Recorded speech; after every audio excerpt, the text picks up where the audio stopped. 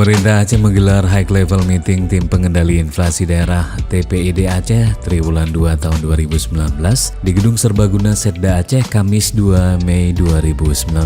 Pertemuan itu membahas langkah bersama guna menahan laju inflasi jelang Ramadan dan Hari Raya Idul Fitri 1440 Hijriah. Pelaksana tugas Sekda Aceh Helvizar Ibrahim mengatakan beberapa komoditi bahan pokok berpotensi meningkatkan laju inflasi, diantaranya adalah beras, ikan tongkol, daging ayam, daging sapi, dan tarif angkutan udara.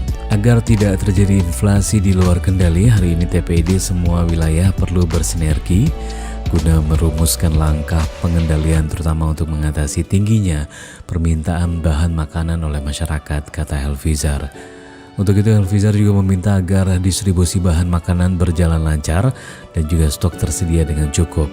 Hingga akhir triwulan 1 laju inflasi Aceh memang masih stabil, di mana pada Maret 2019 Aceh mengalami deflasi 0,34%, sedangkan secara tahunan inflasi berkisar 1,82%.